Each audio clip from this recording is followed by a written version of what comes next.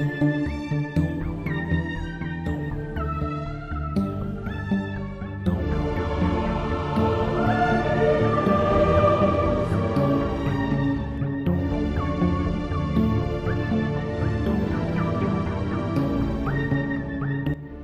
everybody, welcome to We've Got Ward, a Daily Planet Films podcast series where we expertly dissect and discuss Ward, Wildbow's triumphant return to the world of parahumans. I'm your host and heartless administrator, Matt Freeman, and this is my co-host and overeager shitposter, Scott Daly. Woo! Ward! Excitement! Superpowers! Morals! Yeah. Why butts? Matt, we're back. It feels like it's been like 4 years almost since we last got to talk about the world of parahumans. Like, can you imagine waiting 4 years between Worm and Ward?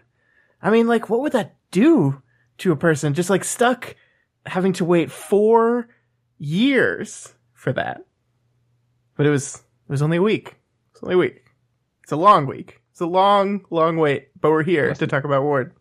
Must have been rough. Oh, is that how long that people had to? I didn't know. Oh, that's awkward. Yeah. Anyway, as you said, this is the podcast where you and I eagerly dive into Wildbow's world of trauma, guilt, and alien-based death powers as we analyze and interpret this wonderful book. This week on the podcast, we begin to play catch-up. To catch up to the current chapter that Ward is on. So we're going arc by arc right now until we catch up. And this time it is the prologue chapter, Glowworm. And Matt, this was really cool.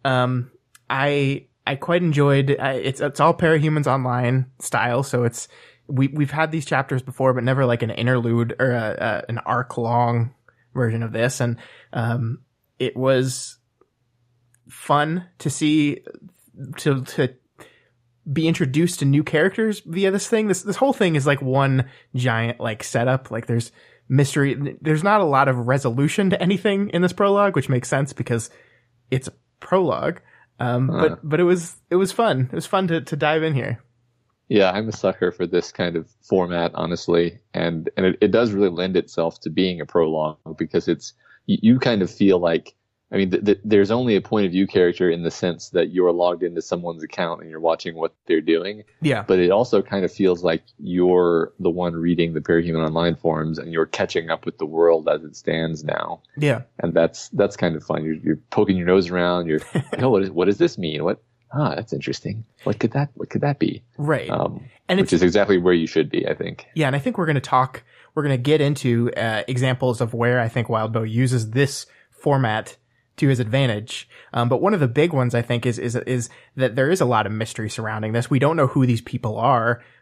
Some of them could be old characters. Some of them could be brand new characters, and we don't know. And this allows Wildbow to, keep that mystery going without having to like bend over backwards to do it. One of the things I remember, and I loved the epilogue of Worm, but one of the things I remember about the last chapter of that is that Wildbow did not want to indicate that the teenager is Taylor at all. So he like specifically stayed away from gendered pronouns and he kind of had to bend over backwards to do it. And I know this because when a lot of the people, we don't know what gender they are. So like in all our writing on the script, we had to like bend over backwards to not gender them. And that's hard to do. And it's a little clunky and looks a little weird. And doing this via this message board posts allows him to kind of skirt around that issue. And we're not seeing who these people are. We're not in anyone's head. There's nothing that we're seeing that could really lend any answers to who some of these people are. And yet there's still clues mixed in as well. Yeah.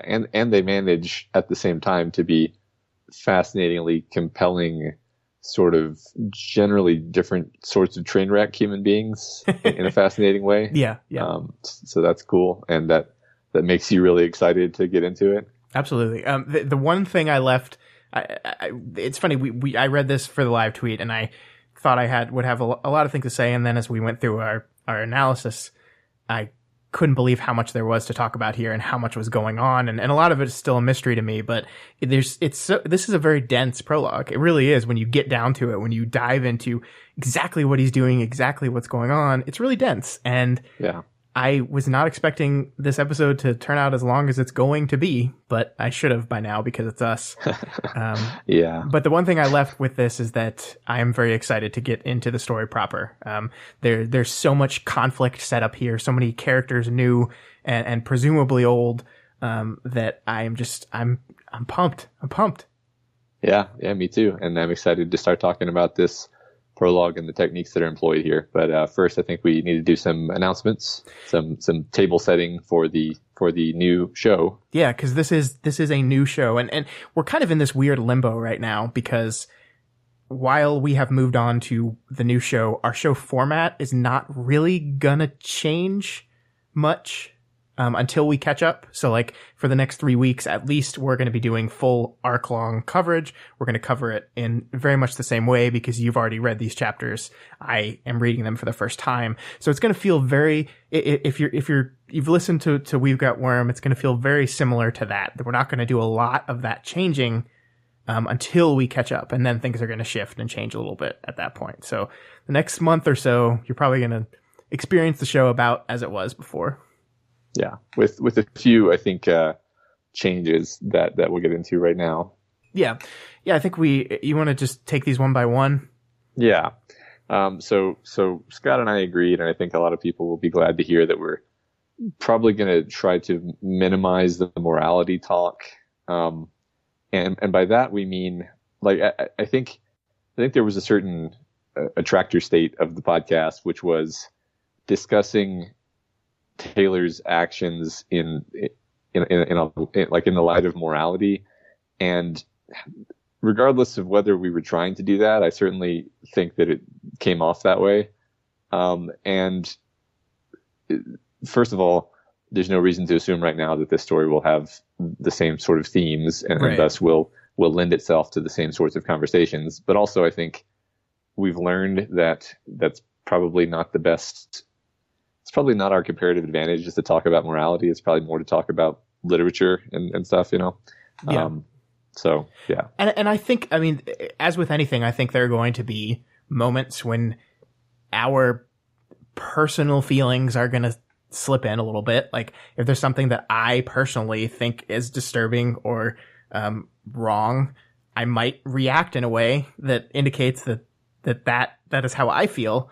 And I'm going to try really hard not to do that, but it's going to happen. But I think like with what we tried to do, especially near the end of Worm, we are really trying our best to just analyze the text and report what we think it's saying, what we think it wants you to feel about these events. So even if you can, your moral compass, the morality system that you subscribe to says that XYZ is fine because of a whole bunch of reasons. Is the text agreeing with you? Is the text saying that? Is Wildbow trying to communicate that, or is he asking you to want to question that a little bit and think a little bit about that? And that's really what we're going to try to do. We like when we make statements on this podcast, we are always projecting our opinion. Like when I say Wildbow is trying to say this, I'm saying my interpretation of the text says Wildbow is trying to say this. I am not declaring that a definitive statement. Like it's impossible to know specifically what he wanted to say by that unless it comes right from the author himself. But we are analyzing, we are studying, and we are making educated opinions about what we think the work is trying to say.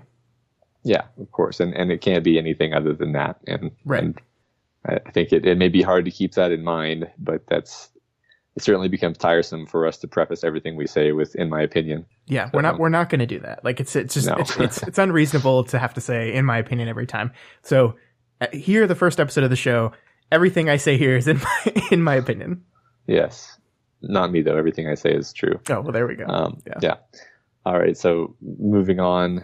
Yes, and we talked about this before, but due to the slower pace that we're going to be covering this story, we're going to be able to focus more on the words themselves, and sentences and more minute level character things like that. So just, Worm is so incredibly long, and the amount of text we were trying to cover was so incredibly large that it actually kind of disappointed us how few times we actually got to dive into the actual issues of word choice and sentence structure in Worm. So we're going to try to push in this direction on this show. I love talking about those things. I think people generally like hearing them. So I think it's not just what we think the text is saying, it's how the text is saying it. And that's what we're going to try to focus more on. Yeah. And I'm really, really interested in that, actually, because I feel like you can learn a lot about writing that way. So yeah. All right. Next, we're going to be keeping speculations to a minimum. So unfortunately, I think there's probably not going to be a big Scott speculation section. No. Because first of all, it would be Scott and Matt speculation now. There's no alliteration there. It's not as fun. No, it doesn't work anymore. And also just it would alter the reading experience, I think, for people to be reading the story along with listening to some people analyze and speculate about it. Like analyzing it, I think, would be fine, but speculating about it, and especially if you use your thinker power and you like nail all the major reveals ahead of time, that will only detract from the story, and neither of us have any interest in doing that. So yeah, and I think you added a good point here that it's not just us, right? We're trying to make this a little bit more interactive than we have the Worm show. So we've got the entire community sitting on this information and analyzing it, and I don't want to be the broadcast voice of all this crowdsource analysis that could just predict every single thing that's going to happen. I think there's a certain part of that that's fun to do, and I get that, but that's not what we want this to be. We don't want to spoil your reading experience. We want to enhance it. We can point out when something is a setup, but we think something's a setup, but we don't need to go out and speculate 2 chapters, 5 chapters, 100 chapters down the road and think what that payoff is going to be. We can just say, this appears to be something that's setting up something, and let's leave it at that. And then we can go back if that pays off in a way, and then go back and look and say, look, yeah, this is when this was set up here. This is how he did it. That's all interesting stuff. But yeah, guessing what's going to happen next chapter, next arc is not something we really, really want to focus on. Yeah, and for my part, I'm certainly going to be in those Reddit threads ruining my own reading experience by reading all those theories. But no, I don't feel any compulsion to bring that over into this podcast. Yeah, that's a very personal choice that I think each and every reader has to make for themselves. And I don't want us to be if you want to listen to this podcast to hear an analysis, that you also have to deal with possibly being spoiled on something. Like I don't want people to have to make that trade-off. So we're just not going to do it. Yeah. And then finally, on this show, we're going to be interacting with the audience more. In the previous show, I was the Worm expert, having read the story and been familiar with the fandom, and Scott was the virgin, and now, we're all going to be on the same playing field. So with that in mind, we're going to be bringing the listeners into it more and have more feedback and comment section response be part of the show. I think part of the normal show, maybe. Yeah, because we're all on the level, and we're all bringing the same amount of knowledge relatively into it after each week. So there's opportunity to have those conversations more. There's for both of us to be more involved with the community. Like I was very standoffish from the community kind of by design until I finished the book, because I didn't want to spoil myself. I got into our thread and that was about it. And this is an opportunity to really be part of that and make this a community experience show. And that's kind of what we envision it as. So yeah, those are the goals. Yeah, awesome. All right. And without any further ado, let's get down into it. So beginning prologue, Glowworm 0.1. And we are viewing the account of user Point Me at the Sky, who logs in and reads the welcome back thread. And I just have to read this whole excerpt here from the welcome back thread. Things will be clunky and frustrating. We will be moderating very carefully to ensure nobody disrupts anybody's ability to access the site. It will be painful. Help each other, be patient, and contribute the best you can. In so many ways, things will be frustrating, slow, and painful.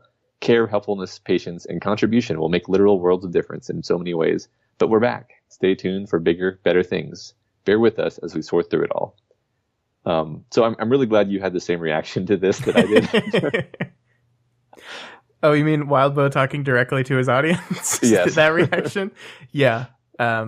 This is really great. And like, it's different for me because I'm jumping into this thing literally a week after I finished the last one. But for a lot of people out there, it's been 4 years, since you've entered this world again. So, like, there are people have been waiting for this for a very, very long time.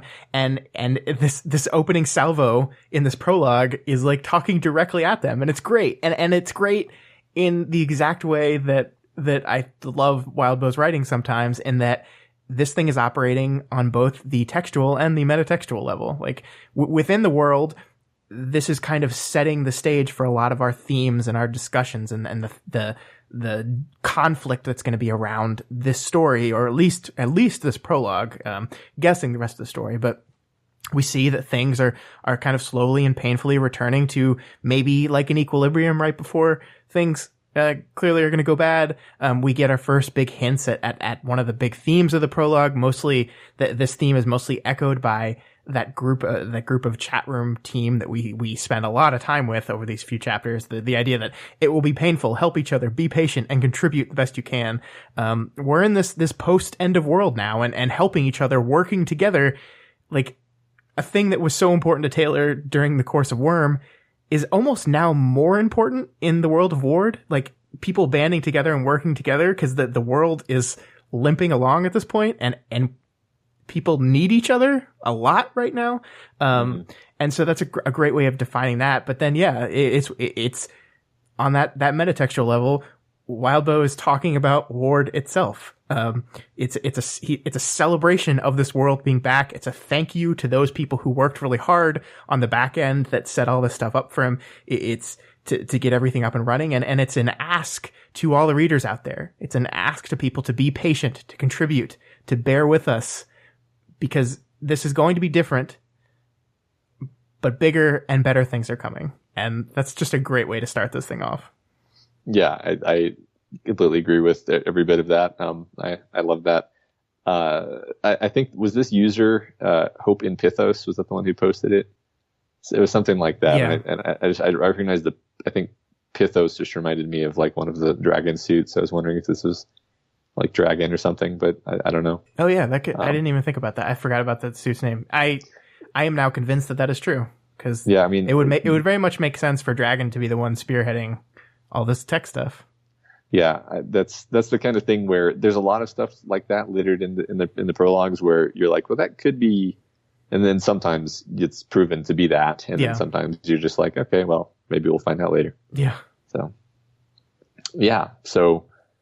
yeah, so we learned that Point Me at the Sky has access to the portal back into Bet, and basically a picture of the situation shapes up. This is year 1, and I think it's been around 2 years since Gold Morning now. Point Me at the Sky offers to run errands for people through the portal, and this actually triggers an argument when this user reveals that they are interested in Cape stuff, revealing a deep undercurrent of anger at Capes in the community.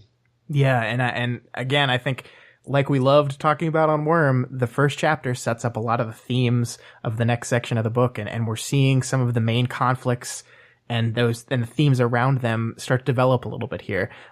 There's this push and pull between the desire to start over from scratch, to forgive and forget, versus all this leftover pent up anger, confusion, a little guilt. And we get to see a lot of that in this quick interaction. We've seen like that they've relabeled it year 1, which is a very clear indication of, we want to start fresh. This is year 1. This is the beginning.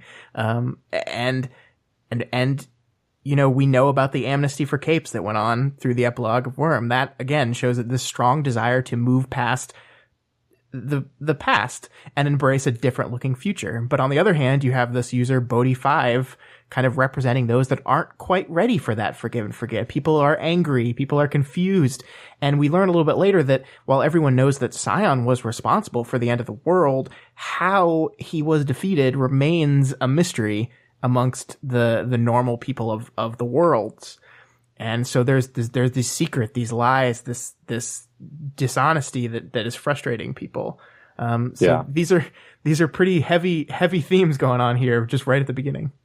Yeah, and this prologue is absolutely bookended by these concepts. We'll obviously get there when we get to the last chapter of the prologue, but this idea of people having trouble with forgive and forget, people being angry, confused, and to some degree perhaps guilty, and like you said, wanting to understand more about what happened and being denied. These are all things that also happened in the last chapter. Yep. So that's and throughout too. Yeah. Not as, I think it's less subtle in these two chapters because they're the bookends of the arc. But yeah, these are currents that go throughout every single one of these chapters, I think. Yeah. So yeah, and as we're going, we're picking up on some of the characterization for Pointing at the Sky. They have a cape in civilian clothing account, and they're very defensive of capes. I'm just going to say, here. Yeah. So next is a lengthy excerpt of a news article about the forced evacuation of Bet, which apparently Bet is basically uninhabitable. So everyone is being forced into other worlds, basically. And just because we can't help ourselves, we've got these two users named Knack Yak and Kill Destroy Kiss, and I think there's some speculation perhaps that these are allusions to our good friend Kayakan and Murder Death Hug from the forums. So I don't know. Kudos, guys. Speculations seems a little mild. It's pretty obvious. Yeah. That's really cool. And I know this was something that I think Wildbow did in the Parahumans chapters back in Worm, but I think we're bringing it up now because I am kind of part of this community now, so I recognize these names and I can be like, hey, I know those people. So that's cool. I think it's cool that he does that. I think it's, one of the things we really wanted to do once we're following this thing live is talk about the advantages of the serialized nature of the story. And I think audience interaction, pulling your audience as part of the story is one of those things. And that's really cool to see. And congratulations to those guys. That's awesome. Yeah, it really is. So yeah, we have this small quote I just wanted to pull out. A big part of what was being talked about in other similar articles was the threat of bandits, bad weather, the wasteland and chasms, unstoppable robot armies, and food shortages. Yeah. Unstoppable robot armies. Yeah, it's awesome. Yeah, so basically, yeah, it's people are just having trouble with this idea of not being able to go back to Bet, and there's more of this anti-cape stuff. This other user saying we made a covenant with the capes, and basically the capes let us down, and let's not make the mistake of putting our confidence in the capes again. And especially because, and basically we're starting to get some of this background that we have this new, the PRT is gone, and now we have some other groups that are not the PRT, that are not interested in communicating with the public in the same way, that are not interested in having civilian non-cape oversight the same way the PRT does. And this is making the normals kind of worried. Yeah, and I think one of the great things about presenting arguments in books that I think a good writer does is frame both sides of the arguments equally well. And I think as much as we understand the capes better than most of the people in this world do because we've been in their heads and we've seen the things that they've gone through. But to a certain extent, you kind of understand this argument that the why normal human beings would be pretty terrified right now. Like the PRT was notoriously corrupt. Capes now have a stranglehold on power, and there's no established government to hold them in check anymore. And even if that established government rule was just like a fixture head, actually had no power to hold them in check, actually, it still felt like it existed, and that's all gone now. So like you understand why people are scared, and the fear here is that this anti-Cape resentment gets strong enough, gets loud enough that it spills over into violence and persecution, and that just spirals into something bad. And we're kind of laying the floor of that, the possibility of that happening here.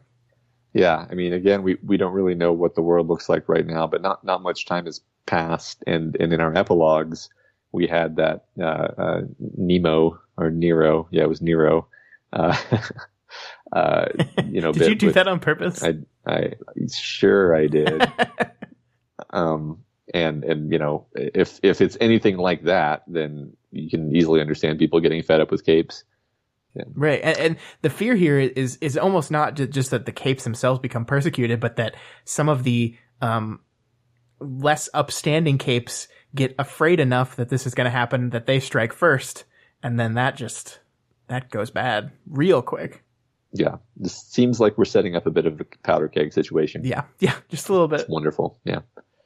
So, yeah, Point Me at the Sky gets into another verbal scuffle in the comments of this article and has a side conversation with their friend Glitzclam. Glitzclam is reminding Point Me at the Sky not to get too agitated because someone is wrong on the internet. Yeah, I need someone to, like, design a Chrome add-on that every time I click reply on a Reddit thread, just have Glitzclam pop up and say, Scott, maybe just calm down. Maybe you don't need to have this argument. Maybe. Yeah, well, get a little automated bot that'll do that for you. Yeah. So also, it's revealed that Point Me at the Sky is waiting for a letter or an email of some importance, and that there's going to be some big important get-together happening in the near future also. Yeah, little crumbs of information on this person that we don't really understand yet. Yep. And then this ends with, you have 3 unread private messages from an anonymous account. Click here to read. And I believe, Matt, this is specifically the anonymous messages that Point Me at the Sky gets in the last chapter, right? That's what this is alluding to. I think you're right, although I don't think I made that connection until I did this reread. But yeah, I think that's correct. Okay, yeah. I think this is absolutely a tease. Yeah, I think we could name the whole prologue OUTs. Yeah, because I agree. It's just what it is. But just having had that little taste of Point Me at the Sky, we now move into the second prologue. Now we're logged in as Capricorn, and Capricorn is visiting a special board, a team board for a team called Reach. A post by someone called Moonsong serves as a kind of epitaph to the team. Cap logs into the chat room and talks to Moonsong one-on-one. There's obviously history here. They know each other and each other's families, and Moonsong calls Cap Tristan. And there's a certain tension that's present though from the beginning. Absolutely. And I think we're going to get into this, I think, in a bit, but creating that tension via just text messages to each other is pretty tough to do. But I think Wildbud does a great job of it. I think Cap laughs as soon as Moonsong says anything to him, and then there's that phrase, "I'm glad you're alive too, believe it or not." Just these little bits, these little extra nuggets that make it clear that these people are not comfortable talking to each other, really. Yeah, I'm gonna flash forward to the moment where heart-shaped pupil tells Mangled Wings that while Mangled Wings can't pull off being intimidating in a chat room venue, Capricorn can somehow. And I think I agree, because he has that, I just think of it as passive aggressiveness. He has this passive aggressiveness that's so, it's like so much anger under the surface, you know? Yeah. Well, sometimes he does. Yeah, I mean, when he's dealing with Moonsong, certainly. Yeah. Well, sometimes when he's dealing with Moonsong. Sometimes when he's dealing with Moonsong. Yeah. I don't know what you're talking about. So we learn a bit more about this status quo. The Wardens, which I think was the name of the new group headed by Chevalier in the prologues. Yeah. They're the largest hero group. The truce is still in effect, but things are strained. Cap guesses that masterminds and thinkers and chess masters are making headway behind the scenes. Yeah. At a certain point in the conversation, though, the civility cracks. Moonsong goes so far as to say that they had hoped Tristan was dead. Later, Moonsong asks if she needs to come after him. Yeah, and again, this reflects back to that theme of forgive and forget from the past.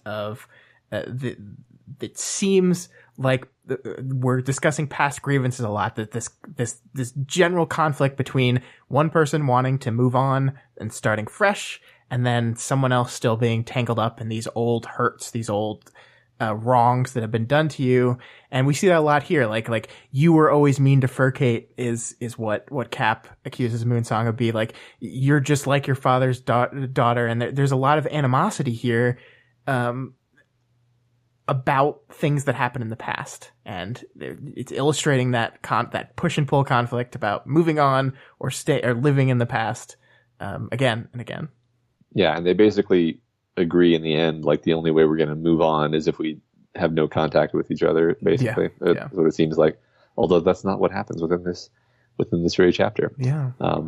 So and we kind of already hit on this, but I do want to talk for 2 hours here about the characterization through character voices. Moonsong comes off as calm and collected, and we get a sense that they're probably in the right about all this, even though they are threatening Cap's life. Yeah. Whereas Cap comes off as extremely passive aggressive, like I said, and unlikable, and basically you learn a lot about who these people are just from how they're typing their internet chat messages, which I think is super, super cool. Yeah, it's hard to do. And I think I always remember when we first got to the interlude where we were in the mindset of Brutus, the dog, and we talked about how this felt like Wild Bow just setting something up to challenge himself. Like, I'm going to tell this chapter from the perspective of a dog because this will be harder to do. And I think we're seeing a little bit of that here, that this is a challenge because we're introducing so many new characters. And again, yes, some of them we might know. Some of them might be people we already know. I suspect some of them aren't. I suspect at least one of these guys, possibly both of these two people here, are just people that we've never met before.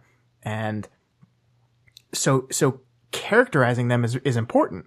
We don't know who they are. We have to understand who these people are. And doing that solely through not just dialogue, but through dialogue they choose to post on the internet, which is like, who you are on the internet is not really who you are in real life. So we have, like, I feel like he has to show, first of all, like the person that they're projecting, but also give hints at the real person underneath that projection, to get a sense of who the character is.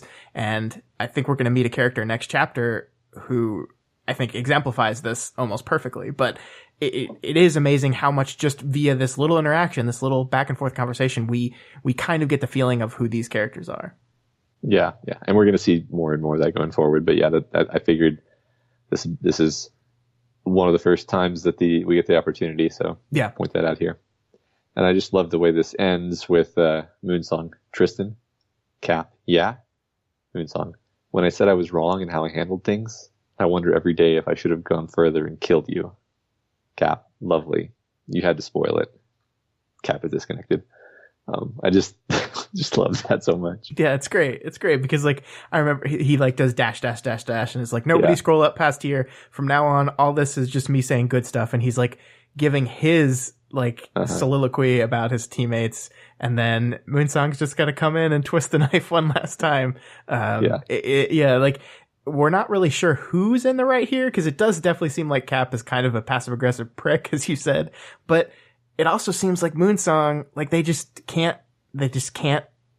not push, you know? Yeah. Right. I mean, Moonsong is a cape too, so they're gonna have some issues with people. Right. Yeah. I mean, and it's interesting. I actually thought for a while, like, this could all be misdirection. Even like Moonsong could be a horrible, horrible person who just has such a level of self-justification that in their mind they did no wrong and Cap did everything wrong. But I mean, it's just interesting that it kind of puts you in that frame of wondering those types of things. Yeah, because we can't see intent. We're not in anyone's head, and beyond that, there's no body language to read, there's no facial expressions to read, there's no narration here. So we just have to rely on just the words, and words can be very misleading when they're just conversations between people. Yeah, it's true. You can make yourself look really good if you can pick every word carefully. So, Yep. yeah. So later, somebody with a username containing Inky, which I'm sure is just coincidentally the mythological antecedent of Capricorn. Oh, yeah, yeah. Innocently contacts a memorabilia dealer. The dealer offers tiers of insurance, which sounds suspiciously like tiers of mercenary violence, up to and including performing a hit on someone, but I'm sure that can't be what this is. Inky wants to go forward with things, showing interest in the highest tier of insurance, and then Inky sends a picture of the insurance target, and the insurance agent answers, "Perfect. No, wait, you got the instructions very wrong, kid." And then Inky says, "It's fine." And then the guy says, "You're sure? There's something deeply wrong with this." So this was one of those things that spawned a 500 comment Reddit thread. But it's pretty cool. It's pretty fun to think about and wonder what the hell's going on here. Yeah. I have my guesses, but it's so funny because the first time I read this, my brain didn't make the mercenary connection. And I was just like, why are we talking about action figures? This is weird. And then, of course, on my second read through, I was like, oh, yeah, that's duh, Scott.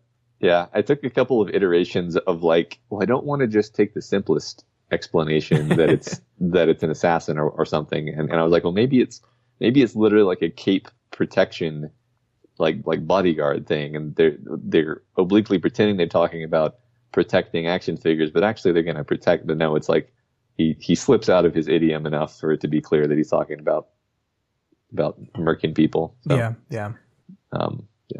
So Capricorn logs back into the Reach chat room and says hi to Moonsong again. Their attitude is back to being chill. They call him Boo, and Tristan even admits to having talked to a certain kind of professional, and he asks her not to come after him. Yeah, so this drove me very crazy for a very long time. I think I read like the two different conversations over and over again, like 10 times, because like this is both people acting completely different. It's not just Capricorn acting different. It's not just Moonsong acting different. It's both of these people acting completely different. Like we talked that as soon as they talked to each other in their first conversation, that there was tension there. Like as soon as it happened, there was tension. There's not any tension here. It's like, hi Moo, hi Boo. And it even seems like the one other guy that's in the chat room, who I can't remember the name of right now. There's like Tribute, I think, is in the chat. It doesn't matter. There's someone in the chat. They sees Capricorn log in and says, "Oh no." And then instead of escalating, which Moonsong clearly did last time, she takes things down. She like dispels it. It's like, fine. It's fine. And this is so different. And I sat with this forever because it was driving me crazy. And then I remembered what Capricorn was. I remembered what the astrology symbol for Capricorn was. What the god that this represented was, which is that fish goat hybrid thing. So I was like, well, you have a person acting in two seemingly entirely separate ways. And so I'm like, maybe this is someone who like their shard takes over their personality. That's part of their power or something. Like so the dickish version is his shard taking over. The real person is the good side. I don't know. And then, so I thought about this for way too long, Matt. And then I remembered that we're on a message board and it could literally just be two people like logging into the same account. And so I was just like, did I just waste my time doing this whole thing? And the answer is still, I don't know. Yeah, I don't know, Scott. I mean, if you did waste your time on it, then hundreds of other people did in the Reddit too. Yeah, this was definitely one of those fun puzzles, I think. Yeah. All right, next chapter. We are logged in as Mangled Wings, and the stuff they're reading makes it real clear they are interested in villains, specifically articles about really, really terrible villains who are being given amnesty and how people aren't too happy about it. Yeah. We even get a disconcerting article showcasing some of Rachel's victims and how unfair it is that she's been given amnesty. Hey, fuck you, article. Fuck you. It does make you have some weird feelings because as Rachel is portrayed in this article, you're like, huh, I almost feel like I got kind of a sugar-coated impression of Rachel from Well, yeah, I mean, from like, the story. Again, we were in Taylor's point of view for most of that story. So we saw we saw Rachel as Taylor saw Rachel. We did not see all the people she maimed and hurt and over and over again in the defense of her territory. Like the story kind of paid lip service to it that like, hey, anytime someone goes into Rachel's territory, like she drives them out violently, not just capes, anyone, any people. Right. And like we pay lip service to it and it's kind of just like, hey, maybe don't do that anymore. But I don't think we ever really stopped to think about the full implications of that and how there are people left hurt because of her. Yeah. So it's like, I reacted very viscerally to this because I love Rachel so much, but like anything in this prologue, there's some good points are made. Yeah. It was an interesting, I didn't expect to be made to feel things at this point. But I definitely was like, oh, I see what we're doing here. You're messing with me. All right. So yeah, the upshot is that even people who aren't necessarily anti-cape can be anti-amnesty. Some people want the villains punished or at least, exiled to bet perhaps. Yeah. And again, we get that obsession with the past, right? That unable to move beyond it. And I like that Wildbow here is kind of slowly ramping up the complications. Like we've got refugees, we've got rampaging robots, we've got anger, we've got anti-cape sentiment, we've got anti-amnesty sentiment, and it's complicated. The world is complicated again. There's no simple black and white to all these issues, and there's just a lot of anger. And that's not good. I know one thing that struck me about all this is like in Worm, things were like rolling downhill and you had the Endbringers pushing things downhill, but you could sort of delude yourself and be like, no, this is a superhero story. The good guys are going to get their shit together and reform a strong PRT, and they're gonna beat the bad guys, and it's all gonna be good. And here you can't even delude yourself. Like from what you're given in this prologue, you're like, oh my God, things are just completely out of control. And like the only possible thing I can see happening is bad. Right. Like, and it's almost to the point where like the only reason bad stuff hasn't happened yet is just because there hasn't been enough time passed yet. It's the truce, the peace that's been over the place is literally just because.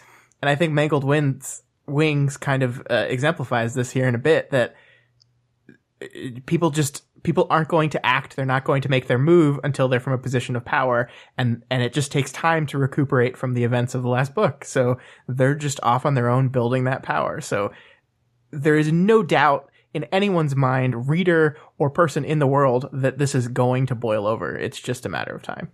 Yeah. And that hopelessness is like, shit. There's not much we can do. Yeah. Right. Nobody's offering solutions here. Yep. Just a lot of anger. Yeah. And here we have fan favorite Malek ooze in, points out that if you did try to punish or exile the villains, this would only lead to fighting, and things would just get worse. Yep. And he's right. So you guys memed the fuck out of this thing, huh? Yeah, this is the feeling I get. Yeah, the fans killed Malek. Yeah. But Malek is right here, Matt. I mean, the amnesty, like, the idea of the amnesty in the first place was not because the good guys wanted everyone to come together and hold hands and sing Kumbaya and forget about the past. It was given because the good guys didn't actually have the power to stop the bad guys at this moment. Like, if we don't give them amnesty, then we don't have an excuse for why we're not trying to stop them. And so like, it was literally just meant to avoid and postpone conflict. And like, we're getting to a point where like, even if you try to wrangle that in and change your mind about it, it's like, it's too late. Like, and I'm not saying like, I think that there are probably amnestied capes. I know that there are that probably should be back in jail, but who's going to do it? How? Yeah. I mean, we got that very clear example in the epilogues of the Fairy Queen, who's a, extremely dangerous murderer and essentially crazy person. And the hero is basically saying, look, we're either gonna put her on our side and take the risk and look the other way, or we're gonna, like, who do you want to be the one who tries to, kill her, basically? Yeah. Be my guest. Yeah. So it's a dangerous status quo. Yeah. So Mangled Wings posts in this thread, and we see some of their philosophy, and it's a very utilitarian in the other sense of the word, not the one we usually use on this podcast, sort of mentality. Basically, they're saying, avoid the villains. Villains are dangerous. Just gather power for yourself and crush foes when you can. And Mangled Wings is also very profane and confrontational. Yeah, but it feels kind of forced, and I love that we learn more about this later, but this is, again, all we really have to go off as far as their characterization. We really have no idea who this person is. I actually have no good guess at all. From everything we see in the prologue, it seems that this might be a person that we've met before, maybe. And again, they're just posting their life philosophy out there on the internet. So how much of this is what they want to believe, and how much of this is what they actually believe? How much is posturing? How much is real? And we see them kind of go out of their way to project a certain kind of personality, the way they want to be perceived. And that's very interesting. It is very interesting. And also they basically fall flat on their face in doing that, because they're not aware of how they're coming off. This is pointed out to them later, that they're not really coming across the way they think they are, because it doesn't work that way on the internet. Yeah. So yeah, I'm just going to read this segment where this person lays out their philosophy. There are three kinds of villains. Villains at rest that don't do anything unless bothered, and they may be easy to bother. Don't bother them unless you're sure you're stronger than them. There are villains in motion. They want something, or they're going somewhere. Don't get in their way unless you're a lot stronger than them. Catch them from the flanks or from behind if you're strong and clever enough. And then a bit later, the third kind is the kind worth paying attention to, and they're the ones that are changing or that can change. Objects in motion stay in motion, and objects at rest stay at rest. And the times and situations to watch out for are when they change states. Yeah, I'm curious what your opinion on this whole philosophy is, and their larger philosophy in general. It seems to kind of echo what we were talking about before with the amnesty a little bit, like the idea that if you don't have power to stop bad people, don't even bother. And this made me kind of for a bit think this person could be Sophia, because it seems to kind of echo the predator-prey thing that she was obsessed with, but it's not exactly that. I think even Sophia has more self-awareness than I think you're right. Than what's being depicted here.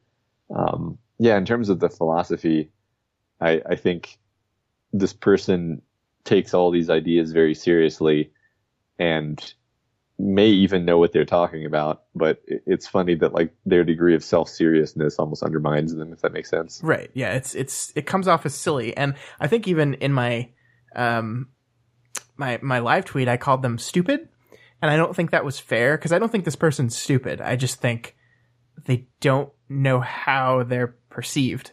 And I think that's very reminiscent of Taylor, right? That they don't have a window into how the things they say are perceived to people. And that's I think later it's mentioned that this is like the first day that they have a computer, supposedly. Yeah. Which it's like, it's taken us, decades essentially to get as, modern understanding of how to control your internet persona, basically. Yeah, posting on message boards, Matt, is an art form.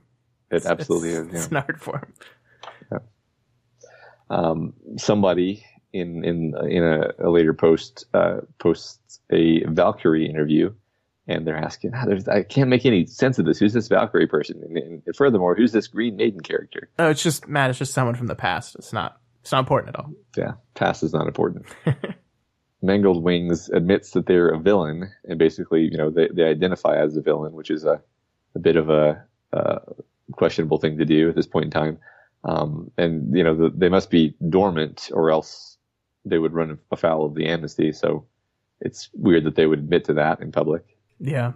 I think what this does for us though is give us another perspective of that looming violence we've been talking about that feels just around the corner. Like, I think we've gotten indications here, and we'll get it again, that they're, for the first time ever, more heroes than villains, more people calling themselves heroes than villains. But how much of that is real change, and how much of that is just villains biding their time until they've amassed enough power or see an opportunity? And if other people share this person's philosophy that we're not going to make a move until we're powerful enough to ensure we can win, it basically means everything's fucked.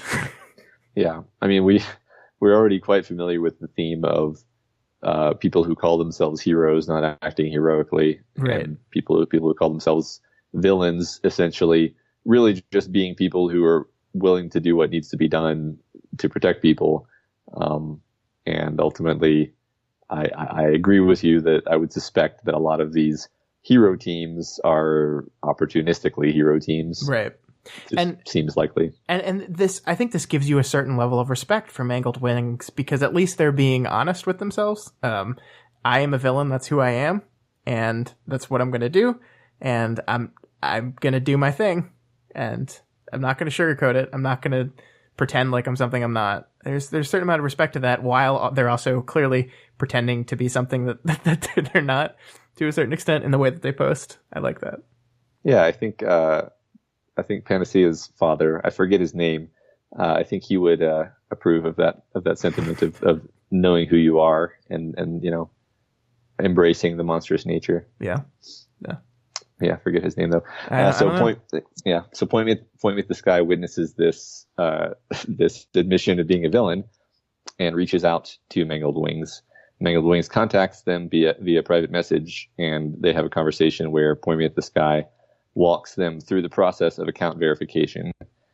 There's a bit of surprise as basically it's implied that Mangled Wings is already in costume or doesn't need a costume. It's ambiguous which, I guess. Yeah.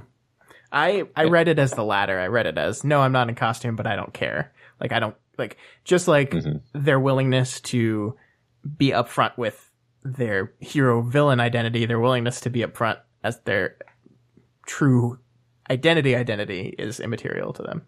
I think I read it that way too, yeah. And Mangled Wings says, I don't fly under the radar. I know what I am, and I know what I'll be if I don't die first. Thank you for your help. I respect this more than I respect the more self-pitying of the invertebrates out there. Point Me at the Sky. This is why no one takes you seriously. Yeah. All right. I'm unfortunately afflicted with the desire to help people. So I like this because this is a great contrast where you have this one character calling people invertebrates, and then their interlocutor, I've never said that word out loud, basically admitting that they're a hero. Like, I have to help people. Sorry, I'm the opposite of you. Yeah, so that's cool. And it's cool because we've gotten in this chapter now. We've got our clear villain and what appears to be a clear hero, and that's like, hey, look, conflict. Like, these two people now have interacted with each other here, and maybe we'll see them interact again in the future, and it won't be as civil that time. Yeah. So Mangled Wings now logs into a chat room containing Cap and a couple of others who I don't think have met yet. We have Strange Mammal and Heart-Shaped Pupil. Yep, and now we're taking it back. We've connecting all these things together slowly. We've seen Cap, and now all these people are plugging in. More characters, yay! Yeah. There's definitely a lot of puzzle solving going on with the fact that you have Strange Mammal change their name repeatedly. Yeah. But it's kind of headache trying to figure that out. I love that as Mangled Winds gets into the chat room though, the first thing they do is start posturing again when it's like I don't straggle. At worst, I am fashionably late. Okay, Gandalf, calm down. Yeah. Yes. So they use initials to identify themselves, which I guess those are their real names, implying that they know who each other are in real life. Mangled Wings indicates that they haven't used a computer before, which we talked about, but they're learning quickly. And Heart-Shaped Pupil, initial K, says they found some videos of Mangled Wings from the past, and will bring them to the next meeting. Yeah, and I think that beat there is what really made me think that this is someone we maybe possibly have met in the past before, that these videos are going to tie into that in some way. But yeah, it's interesting. This is a person who's never used a computer before, doesn't know what FYI means. First name starts with A. Don't remember anyone that starts with A that we've met, but it ruled out my not very good Sophia guess almost immediately. So yeah, it does make you wonder. I mean, I guess I'm tempted to take it at face value that they haven't used the computer, but Strange Mammal, after Heart-Shaped People leaves, Strange Mammal basically says like, hey, people can see that you're lying about how much time you've been online today. And so we kind of have some evidence that Mangled Wings is lying about their computer access, but he may actually be mistaken about this, so we're not really too sure. It's just an interesting kind of possible conflict. Yeah, I mean, my interpretation of that was more posturing, that Mangled Wings has never used a computer before today and has spent literally all day trying to figure out how to work this stuff, and wanted everyone to think it only took an hour. Like, look at me, I'm a quick learner, I can pick this stuff up. I'm extremely competent in all this stuff, and that makes sense. Not a seen through almost immediately by Strange Mammal. Yeah, and of course, Mangled Wings responds by saying, "You don't want to get on my bad side. Back off." By threatening her teammates, because that's always it's a good look. Yeah, super mature. Yeah. So then we move on into 0.4, and I kind of like that we meet these people in kind of their own. There's like a pattern being set up here that we meet these people in like their own individual context, and then we realize that all of them except Point Me at the Sky are part of this secret chat room. Yeah, I like it too, because it's overwhelming sometimes. Meeting new characters can be overwhelming, and you need to ease people into it. So I like that it happens this way. Yeah. So yeah, speaking of which, we have the fourth interlude, the fourth chapter. User of 5 logs in. Of 5 performs an elaborate search query on Parahumans Online, looking for threads containing the terms multi-trigger, grab bag, cluster trigger, mosaic, powers, article, science, etc.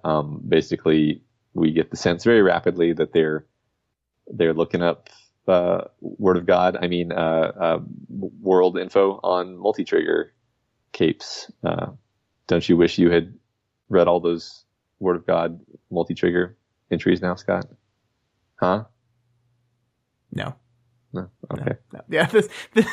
I think this chapter, this part of this chapter serves as an info dump to catch me specifically up on all this stuff, which I think proves my point, Matt, once and for all, that if it's important enough to matter to the story, it'll probably be put in the story. So I guess that makes sense. Game, set, match. No, I mean, I think it's fine that these are. I didn't know that these were things that were defined as words of God throughout the post-worm period, but yeah, it's cool that we're seeing this explored, and I like that I didn't have to read all this extemporaneous stuff to understand this. It catches me up here. Yeah, I mean, I think it's more than just passingly cool. It's necessary because we now understand shards pretty well, right, from Worm. So in order to keep like Powers stuff interesting and dynamic and kind of like uncertain and mysterious, Wildbow really does need to introduce elements that we're less familiar with, like multi-trigger. It is a thing where I think that we might have heard that term a couple of times in Worm. We might know some capes who are multi-triggers, but it wasn't a big deal. And certainly we didn't really learn about the kiss kill thing, as far as I know. No. Yeah. Anyway, getting ahead of myself. So of 5 reads a cursory article about multi-triggers, which we'll define as small groups of people who trigger together, having complexly overlapping power sets, usually a collection of smaller powers that are related to each other. Subsequent articles give us examples, such as 2 brothers who have similar matched powers, and other examples like that. And then it goes on to explain the kill-kiss dynamic, where individuals in a multi-trigger cluster are disproportionately likely to end up either in a close relationship or trying to kill each other. or both. Yeah. So all that joking about the Word of God stuff aside, I completely agree with what you're saying, that this is a really cool new dynamic that is absolutely necessary. We have to explore new things. We have to take it new places. We've seen one of those potential things, which are the in Rachel's epilogue, we saw the capes that trigger and seemingly have no cap on their power. And now this is another thing we're going to explore. And then we have with Strange Mammal and whatever the hell is going on with them is another kind of twist on. So yeah, we there are mysteries still left within the powers. And I look forward to that stuff being explored more. And I look forward to seeing how, like, the where powers came from thing in Worm was instrumental to the themes of that story. And I look forward to seeing how these themes, how these things, these new extrapolations on shards and powers tie into what Wilde was trying to say with Ward. I think that's really exciting. And I'm looking forward to seeing what it means. Yeah, that's fantastic. You're right. So now of 5, whose initial is apparently R, logs into the chat room with the other folks, except now Questionable Mammal is the user instead of Strange Mammal, which is just confusing. Yep. Yeah, so of 5 wants heart-shaped pupils help with their search, and they're basically, it's revealed they're looking for the rest of their set. So this gives us enough information to infer that this is a probably relatively new multi-trigger person who's trying to track down the other triggers who triggered with them. Yeah, and suddenly of 5 makes sense. I think that's a Star Trek Voyager reference. A Borg reference. Yeah, I mean, possibly, yeah. He's 3 of 5. It's 3 of 5, yeah. 5 of 5. 5 of 5. 1 of 5. Yeah, but this is our first hint that maybe heart-shaped people could also be a cape, and there might have tinkerish powers because they seem to be really good at the tech stuff. We'll learn more about this in a bit, but yeah. So then a mysterious alphanumeric string contacts of 5 out of the blue and offers info on multi-triggers. They show a compelling amount of knowledgeability of all living members of clusters. Kind of just rattles off the shipwreck, the cornfield, like there are these well-known settings of multi-trigger events that they just know everything about. They think of 5 must be from the mall, and they guess that of 5 is the runt, the easiest target, and basically let of 5 know that others are coordinating against him. And says, you need help. You've got a case of kiss kill like I never saw, and I don't think they're reaching for the chapstick. That's a pretty good line. I had convinced myself that this person was Tattletale, and I was like marveling at my cleverness. I was like, yeah, this is Tattletale pretending to be someone else. It's not. It's not. At least I don't think it's not. I mean, they specifically mention Tattletale as if it's a different person. Yeah, but... and they also say that they're multi-trigger, right? I mean, that's kind of the point of you're right. Why they're into all this, yeah. Which you're right. That would be funny to learn that Tattletale has like 5 other powers that she's just kept in reserve this whole time. So back in the group chat, of 5's friends help them locate an article that seems to depict a member of 5's cluster and her powers. So we do get a glimpse of powers similar to the ones that of 5 might have. Yeah, but not a lot to go off of there. Go ahead. It is interesting that we see like of 5 is vehemently denying that what's going on here is the kill kiss thing, even though it seems pretty obvious that that's what's. I mean, like the person that triggered with them is immediately setting things up to try to come after them and kill them. So if it's not kiss kill, something else is going on here. Yeah, right. I mean, it's almost like there may be some nuance to the situation that somehow makes it worse than usual. Right, right. But it leaves you wondering. Yeah. Yeah. And I just love that this chapter ends with Questionable Mammal saying, did you get the bot thing handled? Referring to when of 5 said, I think a bot is contacting me. And then it turned out to be this mysterious person. And then of 5 answers, bot thing handled, blocked and moved on. So basically just acts like it was basically just as lying. He's lying to the team about what's going on. And the chapter ends ominously with, we have we have a lot of evidence of conflict within this group of people, right? And lack of trust. So that's cool. Yeah, you talked about that we're getting a pattern set up here where we introduce a new character, we see them off on their own, then they come into this group, and then now this is a new pattern we're seeing at the end of the chapter. A lie, a hidden thing is being shown that they're not sharing with the rest of the group. We have Cap and he's hired a hitman for something. We have Mangled Wings is kind of being dishonest about how much they understand the internet and how like they're just lying to the group. They're posturing. We have a 5 who is being dishonest with his group about this person that contacted them. So we're seeing, and we'll continue to see, that as much as this group is about coming together and playing off each other's strengths, they're all lying to each other about something. Yeah, which is very excellent storytelling and just makes you want to know what's up. Right. It's like, what's going to happen. So conflict rich. Like there's so much potential for future conflict, like within the group and outside the group at the same time. Yeah. All right. So next we move on to another Point Me at the Sky interlude, very short this time, with this character getting rejected from grad school, which clues us into their age a little bit. The rejection indicates that Point Me at the Sky is an exceptional candidate, but is applying to like the only college in the world.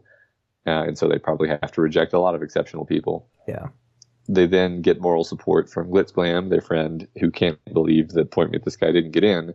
And they obliquely discuss what they'll be doing now. It looks like Glitzglam is settling into a team, and Point Me at the Sky is doing something that revolves around the high school year schedule. Yeah. Very brief chapter here, but it's basically, to clue us on a little bit more about Point Me at the Sky, who I'm going to start referring to as a girl now, because Glitzglam calls her Hun, and like, I guess you could see her Glitzglam, who I'm guessing is also a girl because their name is Glitzglam. I guess you could see absolutely using Hun for men. The whole tone and the back and forth nature of this conversation seems very much like two young teenage or slightly older women talking to each other.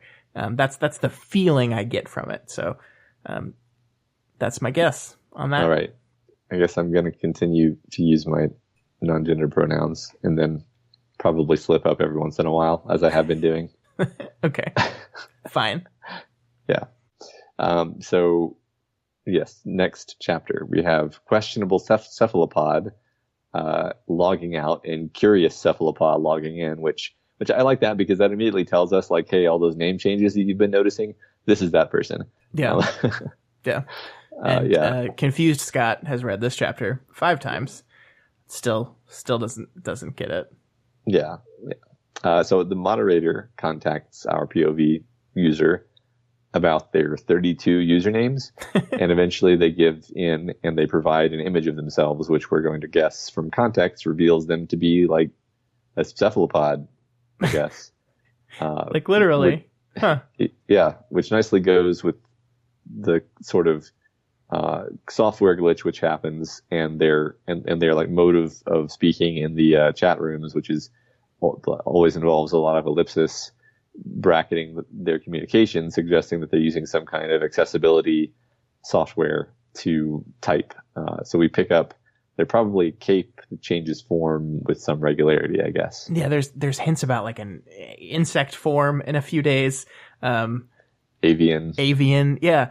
And it's like this is very, like, I don't have a good handle on exactly what is going on, but I think you're right. He's using a program to chat, presumably because right now he's a squid person, doesn't have any fingers, transforms somehow, under his control or not, I don't know. He's got someone spying on him, and I'm using him. I don't actually know if this is a him or not, but,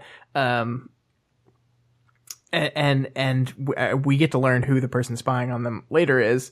But it's very weird. And I like the detail of how they talk. You're absolutely right. The ellipses that start and finish thoughts that are part of a block of text instead of just one off. Because we see specifically that if you interrupt that, like if you talk in between when those blocks are being sent, it screws the whole program up. which is a great way to show that he's using a program. Like, it's, again, we're like, Wildbow's kind of having to write with one hand tied behind his back, because you have to show things in a very different way than you normally would. And he shows that information via the errors with this bracketed communication. Yeah. And also, like, one thing that I was doing back when these were first coming out is I was like meticulously pouring through, not just the way people talk, but the minute details of, do they use periods at the end of blocks of text? Do they use capital letters? Stuff like that. And this character has an obviously standout, habit of bracketing their text in ellipsis, and then that actually turns out to mean something. So that was cool. Yeah. Yeah. So Seth goes on to read an article about what a bad idea it is to travel to other dimensions, because you'll probably get killed by the elements, or by terrifying molds, or by confused people. Interesting flavor that the world they're currently on has some indigenous human population. Thought that was cool. Yeah, that's new information, right? Because I know when they picked this world to make that first portal, they specifically were trying to pick one that was empty, but they really only had their ability to like look around and see, this looks empty. It makes me wonder if these populations are going to matter to the story in some way before the end. They could. Yeah, I know. I wondered that too. We do get confirmation that Bet is uninhabitable, which I guess we kind of knew. Yeah, but I think that ties into our ongoing theme and conflict around the past. Some people are refusing to give up on Bet. They want to go back. They want to make it better. They want to improve it. Other people are just like, no, we got to move on. Like, we got to start fresh. It's over. You can't go back there. Yeah. I think this is a neat little, bit of text about what the situation is like. And we've obliquely referenced this before, but basically this person says, but a lot of people fought, a lot of capes, many were foreign. The fight ended, and then we were doing or did our best to get them home, but not all want to go home, or Scion didn't leave them a home to go back to. A lot of them have gathered into like groups. That's where we get the weird corner world settlements. So I just think that's kind of awesome that you have way, like you said earlier, way more capes than we had before. And a lot of them are basically refugees, and they're going and they're forming these little communities in far-flung dimensions. And it's just kind of a super awesome setting. Yeah, I got to admit that this is one of the consequences of what Taylor did that I hadn't really thought about too much in Worm until now. She plucked these capes from hundreds of different worlds all over the place, dropped them all in Earthbet, and then said, okay, thanks, bye. And yeah, a lot of these people are a long way from home. Some of them don't have home. Some of them like it better there. And yeah, the cape concentration has skyrocketed. And as we've seen in the past book, that is not necessarily a good thing. Yep. So people are seeking out these corner settlements to avoid the pressure of the megalopolis, but they find that the dangers of the wilderness can be worse. Yeah, especially when like a cape comes in and declares themselves warlord. Thanks, Taylor. I was kidding, guys. Don't get mad at me. Oh my god, I was kidding. It'll never end well. And then tragically, Black is banned. Yeah, Wildbow had enough of that real quick. So then Cephalopod goes back into the group chat, and it seems that Heart and Wings are asking Cap for the details on his shiny big cape life on a corporate team. And we kind of knew that was the case because he was in that Reach chat room. Yeah. So of 5 mentions that they might have to go into hiding based on their kill-kiss situation. Yeah. The beat I liked most about this is, I think Cap says of 5 is his best friend by this point. Like, he says, I think you're my best friend. And of 5 handles this very interestingly. Yeah. He doesn't say, oh, me too, man. Yeah, totally. His reply is, yes, we get along best out of the group, which is like the most like tame reaction to saying best friend. That's like saying I love you and being like, yeah, I also agree that we get along. Yeah. Somebody opens their arms for a hug and you stick out your hand for a handshake. Yeah, exactly. Yeah. And the cool part of how the prologue is structured, that we're only seeing a portion of their interaction, right? There's hints that these people have met up in the past before, that they've been around each other in person, but we don't get to see that part of it. So we're only really getting a snapshot of their interaction. And that's something that, like, what happened to make Cap think that they were best friends? Why does Of Five not agree with that? It's just a lot of interesting stuff. Yeah, one thing we're not really highlighting here is that these are happening over a short span of time. Like it's a few days, right? Right. Because you see the dates, so everything's time stamped.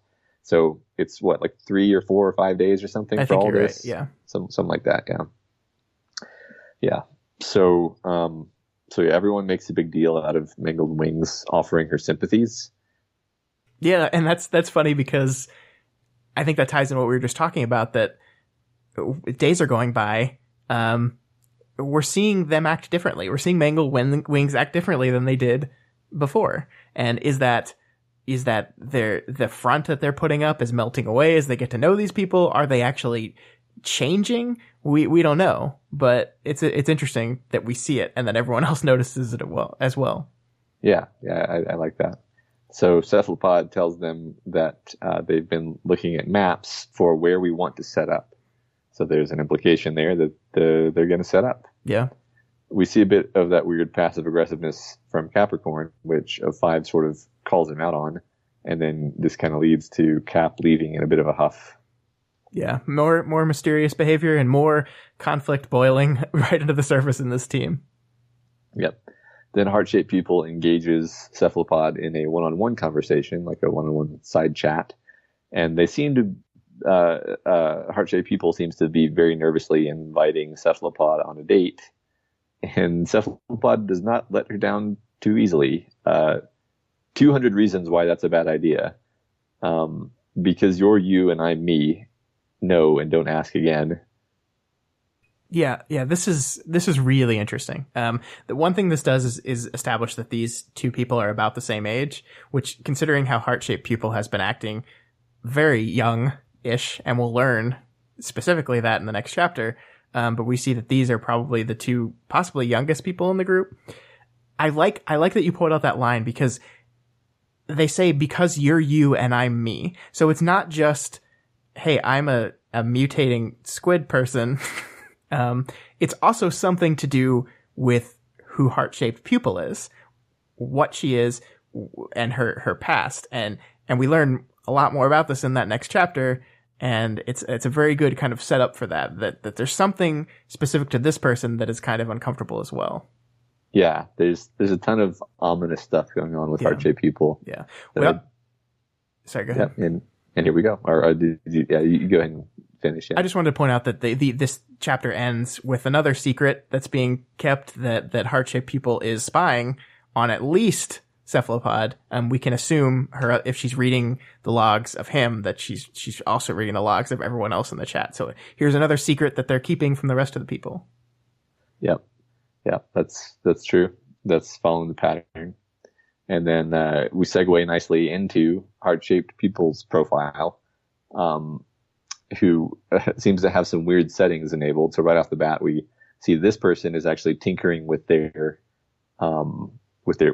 forum setup more than anyone else has been. Mm-hmm. And they log into Tree Fort Lookout, which is a hangout for those 16 and under with inquisitive minds or an eye on things going on around them. Other discussion belongs in our Pillow Fort, Lazy Talk, or Snow Fort mission rooms. So I just enjoy that flavor there. Yeah, and it's a fun, creative way of giving us information that both Heart-Shaped Pupil and Cephalopod are at most 16 years old, according to the rules of this chat room. And now, Matt, I have to change the general discussion in our Discord to Pillow Fort Lazy Talk. So all right. It's been done. Sorry, General Dogs. You had a good run. Yeah, you had a good run, and we'll see what happens next. So this user Kenzie is greeted warmly by a handful of friends. Kenzie mentions to one of them that she was a ward, so we get that bit of information about her. Yeah, I mean, well, technically, like, one of them asks if this girl is the one that was the ward, which, in retrospect, Matt, like, that's a funny thing to make your chatbot do. Like, they specifically say, "I'm new here. Is that the girl that's the ward?" Yeah. And it gives a little insight into what Kenzie is doing with these things, which is so sad and tragic and awful. Yeah, there's a lot of strange things going on with these bots, which we're going to get into. And it is sad and tragic, but, like, it kind of freaks me out also. Yeah, I mean, it's disturbing as well. Yeah. So it seems this gaggle of youngsters has found two of her old teammates. Kenzie then contacts them individually, Avon and Houndstooth. And Avon just kind of brushes her off. Yeah, summarily. I think this is really interesting because we know that Kenzie was a ward, and we can take this information, and this is where I think sequels are cool, right? Because we can take this information and we can remember back in the first book what we understood of the two wards teams we spent a lot of time with. We had the Brockton Bay teams and the Chicago teams, and we saw that these teams were really close, right? And in fact, we looked at the camaraderie of the Chicago team when Taylor first saw it and marveled at it. And Taylor did herself. She was like, look how close you people are. Look how, like, they interact with each other and how close to teammates they are. And the Brockton Bay team had a similar thing as well. I mean, there were Shadow Stalker complications. And when Weld first came, people were a little annoyed with him as taking over the leadership spot. But I mean, everyone got pretty close in these groups. So you have a former ward member, like, completely brushing off your old teammate, and you immediately go, huh, that's weird. Like, that's not the ward teams as we saw them in the last book. So what is going on here? Yeah. We get moderately more information when she next contacts Houndstooth. So first she returns to the tween chat and is a bit crestfallen, and then she goes to contact Houndstooth and finds that Avon has already reached out to them, which is ominous. Yeah. So basically, and that just forces you to imagine this Avon person being like, "Hey, I just got contacted by Kenzie, so look out for that." Right, like, heads up, it's coming. Yeah. Get emotionally ready for this. Yeah. Right. And then Houndstooth at least tries to be like a solid person and gently tells her not to try to contact the others from their old team. They then have a really hard time saying why and end up saying people are gun shy, which doesn't tell us anything but makes us even more curious.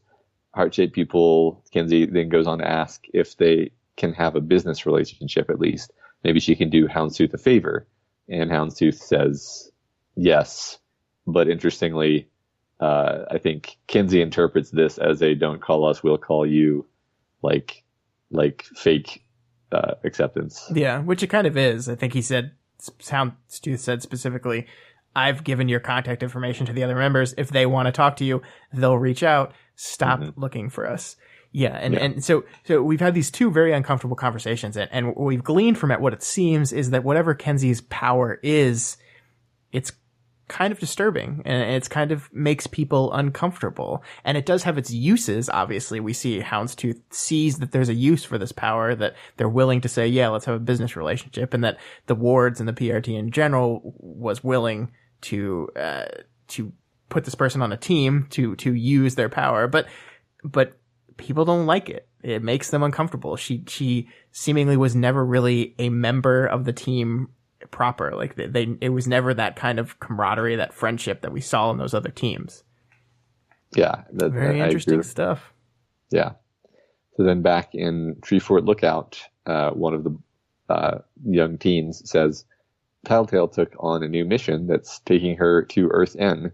She'll be busy for a short while. Tattletale! Matt, calm down. It's just Tattletale. She's just off scheming some schemes. For a hot minute there, I was like, oh my god, what if she's going to visit Taylor? What if that's the Earth Taylor's on? What if they're going to go be friends forever? And then I realized that the Earth was sealed off specifically, and that's probably not going to happen. Yeah. So, Heart-Shaped People now goes into a group chat to relate this news about Tattletale to her friends. So it seems like this group is in some sense moving against Tattletale. Yeah, I think that we learned specifically that the ones going against of 5 hired Tattletale to locate him, right? Like they hired her for that. So it stands to reason that these two teams are going to come to blows eventually, which what we know about Tattletale isn't good for these guys. Yeah, absolutely. Yeah, and it's cool that, I mean, I don't know if I would say it seems it's suggestive that this prologue is sort of setting up Tattletale as the villain. If you assume that it's setting up this team as our protagonist team, which I won't make any comment whether that's true or not, but like it's definitely suggestive from this that we're making Tattletale seem like a powerful, distant villain with a lot of reach, and these kids are struggling quite a bit. So absolutely, and that's fun because we know this girl, and we like her a lot. But from others' perspectives, we're seeing her as this distant, scary threat. Yeah, it's great. Yeah. Back in Treefort Lookout, she also learns that Weld is back. Matt, sorry, you're being like Nerd Crew again. Can't do that. Sorry, I saw Weld and I clapped. So an admin abruptly contacts heart-shaped people, and you get from her tone, it's kind of a like, oh shit tone. And the admin tells her that she needs to stop using up as many resources as she is with her hobby research project. Yeah. Oops. I did this in high school, by the way. I completely filled the storage because I was downloading stuff on the computer, and they didn't set like the amount of space you had for some reason. So I just filled everything up and got a very mean email. Yeah. Oops. That was way back in the before time of 2003. It's not your fault, Scott. It's not. It's their fault.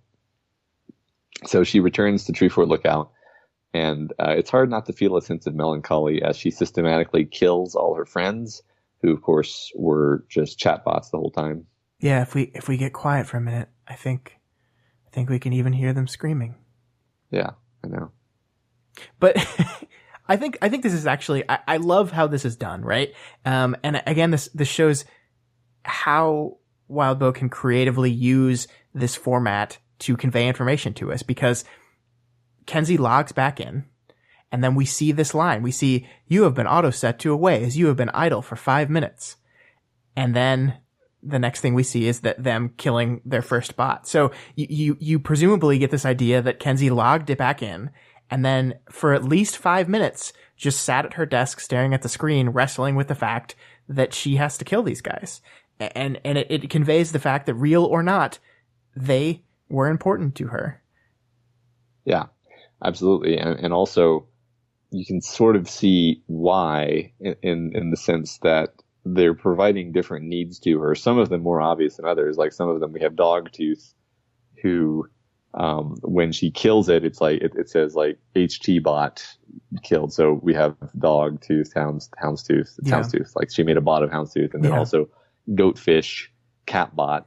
It's a bot of Capricorn. Yeah. So she's like making bots of her friends to keep her company, and this is a very lonely person, I think. Yeah. Well, she has one that's just their whole purpose is to give them internet hugs. Yeah. And it's so like, I love the admin logs in as she's having Hugbot give them one last hug, and it's just this like embarrassing, tragic, sad moment for her. But you're absolutely right. There's something weird going on here too. As much as this is sad, and much as this is like, you feel bad for this girl who is clearly very lonely and just looking for people to interact with, something weird is going on. Because before she starts killing the Cap bot, and then I think there's one for Cephalopod as well, she goes AFK again for 5 minutes. We see that message again. You've been idle for 5 minutes. And then someone named Executioner 404 logs in, and Executioner 404 is the one that eliminates those work in progress bots that are the Cap bot and the other one. So is Kenzie logging into a different account to do this? Were these bots different from the ones that she claims are just mindless and not real AI and just simple programs? What are these things? Is she building a completely artificial intelligence version of her friends? Like, what's going on here? It's very interesting. Yeah, my interpretation of the executioner was that she basically like left and then set in like basically made a bot to just go finish the job so she wouldn't have to do it herself. She wrote a script so she wouldn't have to do it herself. Yeah. But also, go ahead. There's one that doesn't go through, Matt, because the executioner 404 does a kill of Avian B, and unlike all the other ones we've seen, we don't get a is disconnected and logs out message. So whatever that is, it didn't go through. Interesting. Yeah, I don't think I noticed that. One thing that I did notice was, the admin logs in, and like you said, confronts her about what's going on, and Kenzie admits that these are chatbots and that she's running her own server, probably better than what you guys have, she says. and the admin sort of freaks out about it and is like, no, you're messing us up, and this is like terrible security implications. I also like that the admin says, are these AIs? And instead of saying no, Kenzie says, if they were AIs, I would be an S-class threat. Right. So just to make things a little bit more ominous. Right. And I mean, if you tie back to our possibly completely off base speculation that Dragon is the one who primarily helped set up the Parahumans online server again, the fact that this little girl made something that was better than what you guys have means something. Because this is Dragon. This is, I mean, we're not being coy about the potential and the power that this little girl could possibly have. Yeah, it's exciting to see what this is going to be. Yeah. And then so Kenzie goes back over to the chat with the people who we're coming to know, and is having an interaction with Mangled Wings, and basically says a lot of the stuff to Mangled Wings that we've been saying about Mangled Wings, like, hey, you're a cool person and everything, but I don't think your voice doesn't translate well. I think you're intimidating, and you want to be intimidating on the internet, and that doesn't work at all. C is intimidating on here somehow. He has that knack, that atmosphere, the skill. So that's kind of what we were saying earlier. Lampshading these observations that you've been making in the background as you've been going through the story. Yeah, this is very cool, and it makes me very excited to get to meet this person outside the chat room, like see what they are like in the real world.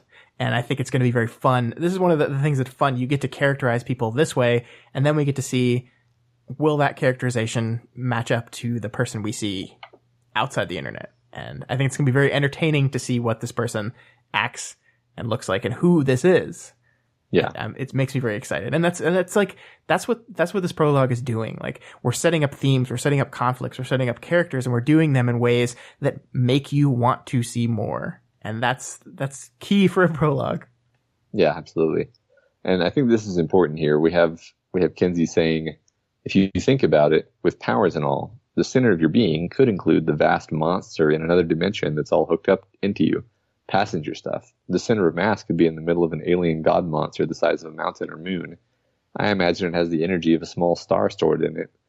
So the fact that she's saying this, I think, matters, because it matters that it's now common knowledge that this is what powers are.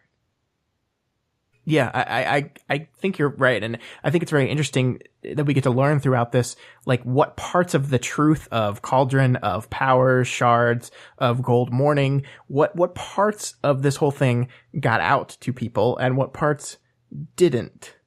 Because I'm sure that part of this would be something that the people in charge would not be thrilled about people getting out there, that we know that every person with powers has a giant massive alien connected to them that is powering them. I'm sure is a thing that they probably would prefer the general public not know, but it seems like that's one of the things that did get out into common knowledge. Yeah, right. And it has extreme consequences that you could imagine all day what those could be. Yeah. So it's significant. I mean, we've seen a number of ways in which our status quo now is completely different from our status quo at the beginning of Worm. Yeah. And this is yet another way, is that powers were mysterious, and now they're not, and that's actually its own problem. Yeah, and from now on, Whenever I'm showing my displeasure for the internet, I am going to say that I hate the internet to the core of my giant moon-sized being, which might have the energy of a small star stored in it. Right. So well, that's just, you're going to be saying that a lot. Seems like the best way to describe that. I think it's accurate, though.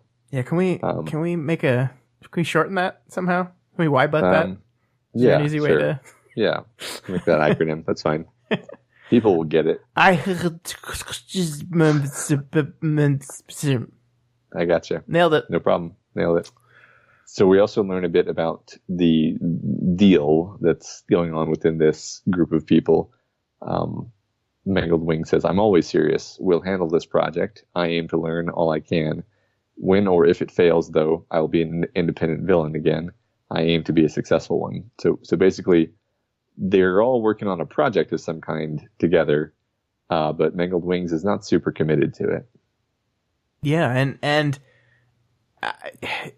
like, we know she's labeling herself as a villain. We know we have some people that are former heroes, but the alignment, I guess, of this group is something that still kind of remains a mystery to us. We don't know what their objective is. We don't know what they want to accomplish. We just know they're coming together. And I think the next chapter sheds a lot of light on this as we see kind of who the heart of the group is. But again, we have kind of some more dishonesty here, though. Like, Kenzie is not sharing what she's doing with the rest of the group. They have this kind of side deal as well, that if this thing falls apart, you're going to still work for me. And the troubling part of this is that Mangled Wings is a person that is honestly declared themselves, I am a villain, I'm going to do villainous things, this is how I identify myself. And Kenzie is a person who's desperate for people to like them, desperate for people to be around. And so if this thing does go belly up, like, she's going with this person. Like, that's what's going to happen. Like, she wants people to like her, and she wants to have people be around her. And Mangled Wings seems to be one of the only people that, like, isn't troubled by her, isn't afraid of her. And this kind of means everything to her. Yeah. And I think it's interesting also that Mangled Wings is one of the least socially savvy, at least that's how it seems. Yeah. So it's possible that she's entirely wrong not to be scared of Kenzie. Yeah, probably. All right, moving on into 0.8. Our POV account, Space Squid, gets their name change approved. They say that they've been receiving some online abuse, but refuse to allow Parahumans Online to view their chat logs. So it's probably going to continue. And they receive another abusive message. You're not one of us. You never will be. Yeah, this is one of those statements that's wonderfully vague.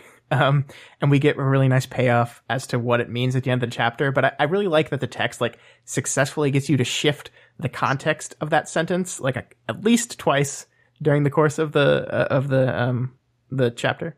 I think it's really cool. Yeah. So this person reads a skeptical article on Weld's return and new membership in the Wardens. Capricorn comes to his rescue in the comments. Somebody then calls Capricorn's motives into question. Further discussion generally emphasizes the fragility of the situation. Space Squid adds her own post, outing themselves as a monstrous cape, emphasizing how difficult that existence is. This article is nothing but a terrible hit piece, and I am disgusted by it, and I will not stand for this, Matt. Nobody talks bad about Weld. Seriously, though, I think the thing that I like about it, though, is that it's kind of a founded opinion. Like, it's true that the author doesn't have the full story. They don't know the truth of what happened with Weld and with Cauldron. But when you mask the truth from people, it kind of forces them to draw their own conclusions on stuff. And they build an argument around his change in appearance, his continual no comment, the general mistrust of capes and the PRT in general. And I think this circles back to our theme that we're talking about, dealing with the past, moving on from the past, or living in the past. And you kind of get where this guy's coming from, even though I don't fully agree myself, but you kind of get it. Yeah, sure. It was like that article about Rachel, where it's like, well, that doesn't seem very fair or generous, but it's like, well, why would you be inclined to be fair or generous to someone who you know has done some questionable things? Right. and if you put all the publicly available evidence together, it certainly doesn't look good. Yeah, but I think Cap does kind of get right down to the core of the argument against this, which is that Weld has never shown himself to be anything but decent. If you're filling in the blanks or raising questions, then take your cue from that first and foremost, which I think is fair. I think we have a tendency to imagine the worst, but if someone has never shown to be anything but good, and you're missing information, why would you assume that the information that you're missing is negative? I also like that Cap stands up for him here, because Cap was in danger of being unlikable. Like he's definitely compelling and mysterious enough that I wasn't like irritated with him as a character. But the fact that he stands up for Weld makes you think like, yeah, okay, all right, I think I can get on board with this guy. Yeah, I agree. And it's like we go from here to more conversation, and some people in the thread make some, I think, pretty good points. I think the guy who types out the zeros of people's dead instead of saying billions, I think that's like a clever way of doing that. And yeah, like, but then our point of view character Squid drops in with this wonderful speech. And we obviously know we know who she is by the end of the chapter, so I'm going to stop pretending and just say that I fucking love Sveta, and I love the person that she has apparently become here. And I think this is the first confirmed character we have from the last book we're getting to see. Everything else is just like conjecture, and we don't really know who these people are. But this is the first time we've confirmed a character, and I think it's so great to see her. Like, she's still struggling, but she's coming to things from a place of positivity and hope. And I think that's just a great way to see like the change from who she was the first time we saw her in Worm to who Weld helped her become to who she is now. And I think that's awesome. Yeah, no, it's a great note of positivity at this point in the story where we have this sense of everything on the verge of collapse. And it's like, well, I mean, it's going well for one person. One person has, made some way down the road toward being okay, which was the best case scenario that we set out at the end of the last story. Yep. So next they read a post on a Case 53 subforum by a kid who has basically died and turned into a sentient mold, which he then used to reanimate his father and sister. Okay. So if that wasn't heartbreaking enough by itself, there's some heartbreaking back and forth as this kid gets moral support from other nice folk on the forum before the thread is then locked and the kid is referred to in the past tense. He was close enough to being one of us. This really fucked me up, man. This was rough. And it's like, oh yeah, we're in parahumans world. Here we go. Right. Things are still going to be horror. Yeah. Yeah, this is a really disturbing thing to think about. I agree. But again, Sveta's post in here is so beautiful. Like the positivity. Like I went through and read some of your old posts. You are a strong, wonderful person who like don't give up. Like I love that positivity. Yeah, me too. So yeah, Sveta gets harassed by Whippersnap, and she gives us a clue as to the nature of her prior internet handle, which was something embarrassing, which we know it was G-string girl. Yeah. She doesn't want to identify that way anymore. And she says, you should know I killed her, the one who did this. Whippersnap says, you stopped us from getting our justice and took it for yourself. And she says, I guess so. Yeah, I mean, with this is the point where I think the story wants you to connect those dots, right? And realize that this is Sveta.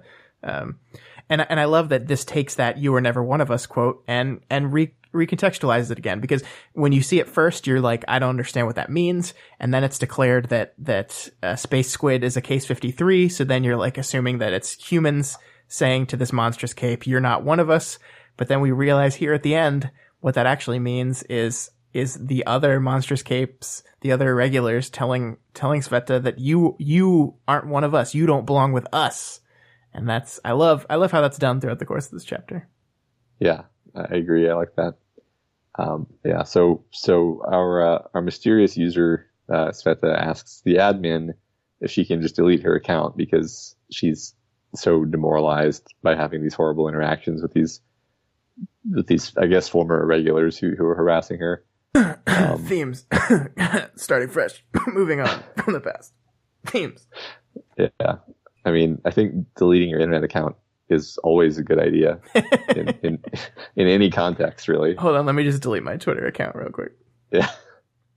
No, that's the only reason Twitter is survivable. Yeah, it's your live reads. Oh, not that one. I meant my personal one. Oh, okay. Yeah, everyone should delete their own personal account. Yeah. So then she joins the chat room where our usual folks are hanging out, and this is our first indication that she knows these people. Yep. And in this chat room, she's cracking in a jar, which is awesome. And she does, hugs Kenzie to get her to stop wiggling, and then heart-shaped pupil responds, dies, which is wonderful.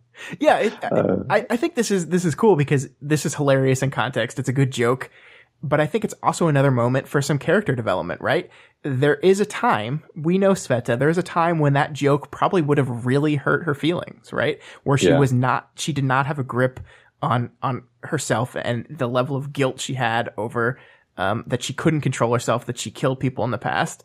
I don't think that Sveta would have found this very funny at all, but she's doing okay now, and that joke succeeds. She says it put a smile on her face, and it's like, you go, Tentacle Lady, you go.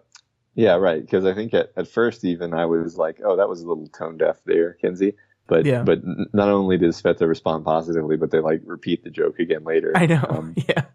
Yeah. So then they go on to talk about how Sveta has been spending time with Weld and on a trip, basically. They've been on some kind of trip, which I guess is why she hasn't been in the chat room for the last few days.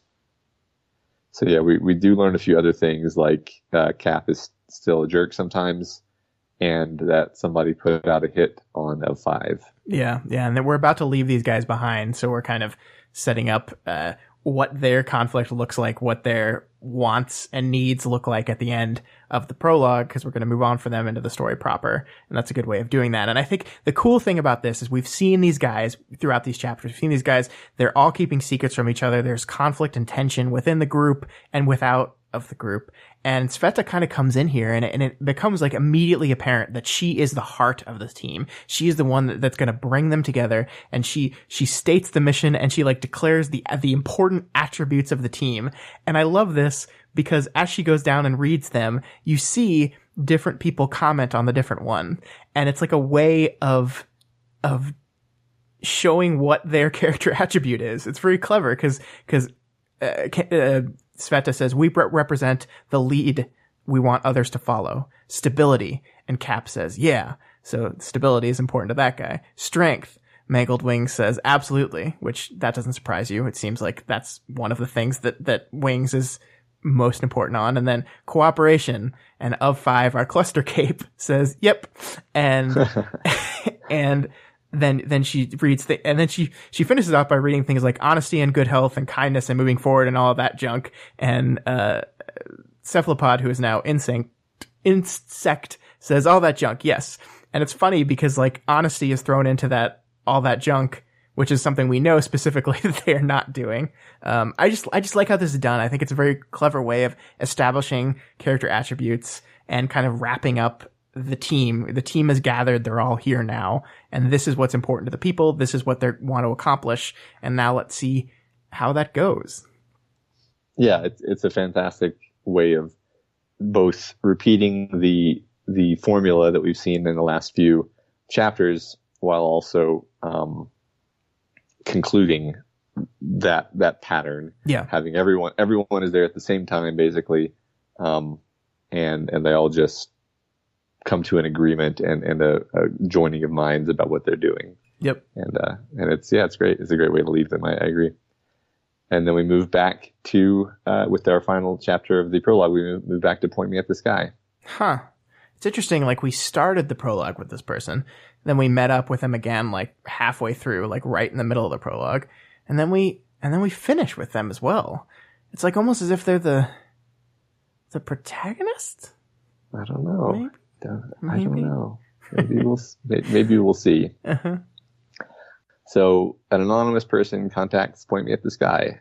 Actually, I think you're right. And this is just Point Me at the Sky reading the private messages she got at the first chapter. Mm-hmm. And this person is seeking some kind of closure, some kind of resolution This is apparently a person who met Point Me at the Sky in the past for some kind of cape-oriented photo shoot. They connect, and this person's alias is Flippin' Mad. She's frustrated that the capes won't share details about what happened, despite the fact that virtually all of them were at the battle.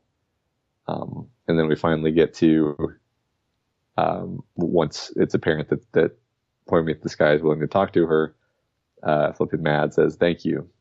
Did you know Skitter? Weaver, I guess." And this is one of those, I'm not crying, you're crying moments. Yeah, that's this whole chapter, Matt. Yeah. I mean, I think at the end of wrapping up the summary, we'll talk about the impact of this. This is kind of a weird one because this whole thing is just one conversation between these two people.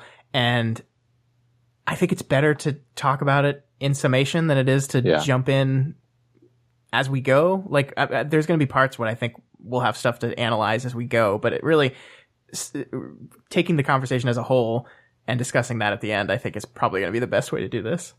Yeah, right.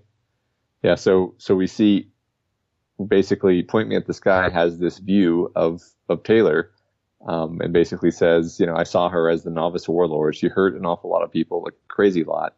She killed one of our best heroes. She also joined the Leviathan fight. She apparently helped against the Nine. She joined the Wards. It's hard to reconcile, which is all stuff that we as the readers of the last story felt, I mean, even if you're on Team Taylor, you're aware that there's a lot to reconcile when it comes to this character. I mean, that is the feeling you walk away with, even if you are completely all in on Taylor as a character. The like wistful tragedy of the ending of that story is just, it's hard to reconcile. I just love that. That expression. Absolutely. And this chapter, this finishing the prologue is our final attempt to try to reconcile these things before we leave her behind and we move on into the next part. And I love that Wildbow's doing this. It's like, here we are, we've made it through the prologue, we've introduced some new themes, we've introduced some new characters, we've introduced all this new conflict, and before we go, let's just circle back one last time and let's talk about Worm a little bit. Yeah. She goes on to say, I think she's someone who was looking hard for an answer. I think she was wounded and lost, and for this reason, and probably because of other factors, she did a lot of damage while looking. The people she was with, things being primed for everything to fall down, timing or bad luck, personality, and which is, just kind of more elaboration on this idea of who Taylor was and why things happened the way they did. So then it kind of turns out it's revealed that Flippin' Mad is Madison, which is really great because we never got any closure with Madison at all. Madison was the only one of the bullies who ever showed any like shame at what had been done, and did not just go all in on it like Emma and Sophia did. Yeah. And they're at this critical, apparently in the past, Madison and Point Me at the Sky were at this photo shoot, and Emma and Madison and Sophia, I guess, acted like their typical selves, making fun of a disabled girl, and Point Me at the Sky called them a bunch of bitches and stormed out. And while the other girls were all immediately going into self-justification mode, Madison actually wondered if she was a bad person. But it didn't seem to take, because it was a short while after that they put Taylor in the tampon locker. So Madison now feels that she pushed a rock that rolled down a hill and did horrific damage, and Point Me at the Sky counters that Taylor was her own person, but also doesn't really want to let Madison off the hook here. Yeah. I love that this is Madison. I love that we did this, and we're kind of, like we said, we're concluding on Worm here, like even more so than we did in the epilogue. We are moving on. We have the person who I think is going to be the protagonist of this story talking to one of the original 3 people responsible for a lot of what the protagonist of the last story went through. And like you said, this was the only person that was left not resolved. So it's so fitting that we're bridging the gap. We're going back to this person and we're tying off the last part of Taylor's bullying at its source. And like anything else, it's complicated. yes, you were part of this. Yes, you did push that rock that rolled downhill and did some damage, but Taylor's not a rock. Taylor's a human being, and she still made choices as she was rolling down that hill of what she was going to hit and how she was going to hit it. And I think that is Worm. That is what Worm was. Right, because it gets even more, gray from here, I guess I have to say, because Point Me at the Sky gives her answer, which boils down to she did some bad stuff, she did some good stuff, reminds me of Regent, and some controversial stuff, which is basically, we've got worm.txt. And Point Me at the Sky says that, Taylor did do something really, really important, and now she's gone, which is a really nice acknowledgement, I think. Yeah. And then finishes, she was all those things, and she might have still been a better person than you. Burn. And then goes on, maybe things would be better. Maybe they would be worse. Maybe someone else would have taken the same role. Maybe we would all be dead. You might not ever get a clean answer, and that might be her justice against you, which is fantastic. Oh, it's so good. That's yeah. I mean, that's everything, right? That's everything we wrestled with throughout Worm. It's like there's no way of knowing. Like, when Taylor became Kepri and did all these things, she did some horrible, horrible things, and we have no way of knowing whether that choice made things worse, whether that choice made things better, whether everyone would be dead, whether they would be alive, whether something else would have happened. We have no way of knowing, and we will never know. But and you just have to live in that ambiguity, because you're not going to get that answer. You're just not going to get it. Right, and that's how it's designed. That's it. Yep. Yeah. So Point Me at the Sky doesn't believe in forgive and forget, which again is interesting in context of the amnesty and harkens right back to the beginning of this prelude. Yep. And in the end, guilt, forgiveness, absolution, it's all a mess, but at least we can try to make sure things are moving in the right direction. That's the sentiment that this ends on. Yeah. And I like this a lot because, again, this is tying up everything I think we were talking about throughout this whole prologue, is the idea of forgive and forget, the idea of starting fresh, moving away from the past, or living in the past, or being obsessed with your past grievances and angers and failures. And I think what Point Me at the Sky represents here is a middle ground between those two extremes, that don't forgive and forget. Live with your mistakes and live with the mistakes that happen to you, but learn from them. Don't just exist in them.